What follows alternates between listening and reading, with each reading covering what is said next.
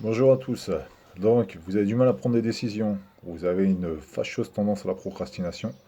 Je pense que cette vidéo va être faite pour vous. Alors, je vais vous parler aujourd'hui sur cette vidéo de la règle des 5 secondes. Donc, la règle des 5 secondes, c'est une règle de Mel Robbins, hein, voilà, qui a sorti un bouquin d'ailleurs à ce sujet, qui a été un succès planétaire au passage.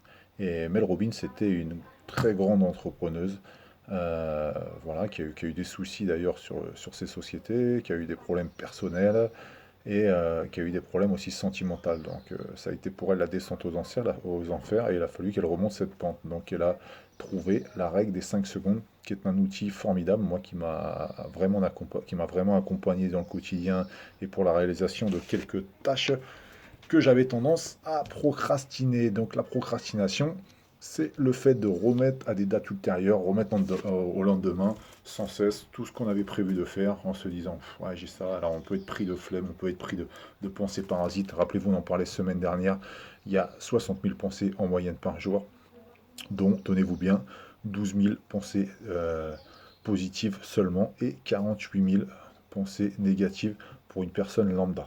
Donc voilà, on est là, on est assis, on est sur le canapé ou autre, et on a eu les enfants à s'occuper, on a eu la journée de boulot, on a eu ci, on a eu ça, et on a 50 raisons à chaque fois pour, voilà, pour procrastiner, se laisser déborder, et surtout se laisser déborder, pas par une fatigue physique, mais psychique. La plupart du temps, c'est de la fatigue psychique, puisque voilà, à tout moment, on se sent fatigué. Et je vais reprendre un exemple que je prends souvent. Voilà, vous êtes crevé, vous êtes assis au bout de votre table et vous regardez les numéros du loto, vous gagnez 2 millions, 3 millions et même 400 millions.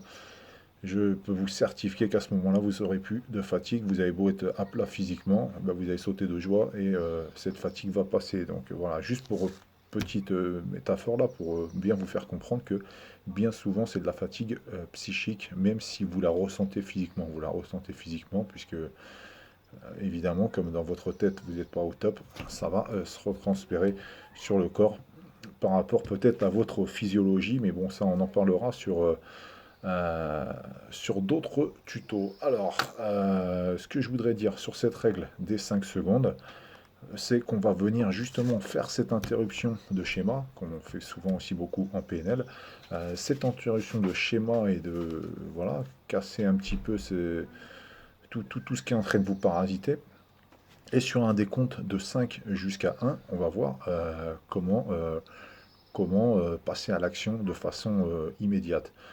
Donc on va éviter de compter de 1 jusqu'à 5, puisque si vous comptez 1, 2, 3, 4, 5, après on peut être tenté à dire 6, 7, et puis ça continue, et puis on est là. Donc voilà, vraiment, clac, on, on a pris la décision par exemple de se lever, d'aller faire sa séance de sport. Voilà, donc on va compter 5, 4, 3, 2, 1, et à 1, clac, vous pouvez taper dans vos mains, vous pouvez mettre vous prendre l'habitude de faire un petit ancrage dynamique et vous y allez directement sans vous poser de questions. Donc ici, le fait de compter mentalement de 5 jusqu'à 1, déjà, clac, on met un petit peu la pensée de côté. Et ça vous permet déjà de vous conditionner, de vous préparer.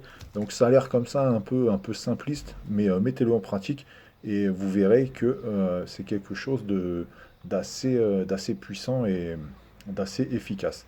Donc certes, il vous faut un petit peu de pratique, mais voilà, après, ce qui est important, dès l'instant que vous comptez de 5 jusqu'à 1, ce qu'il faut, c'est automatiquement se mettre à bouger. D'accord? Je suis là, 5, 4, 3, 2, 1. Allez, je peux taper dans mes mains, je peux me secouer, je me lève.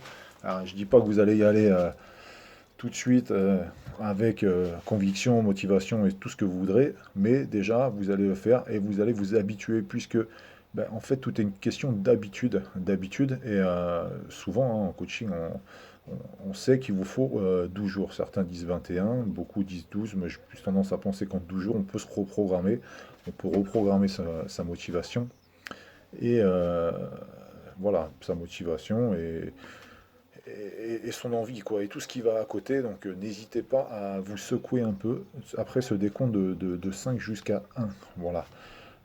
Vous pouvez l'utiliser, donc comme je le disais, ouais, sur la procrastination, sur le courage aussi, sur la force du non, hein. J'en parle beaucoup de ça, la puissance du non, de dire non. Quelquefois on est là, on n'ose pas dire on n'ose pas dire à une personne, voilà, tout ce qu'on pense, qu'elle nous fatigue, qu'on n'est pas forcément en adéquation ou en accord avec ses propos.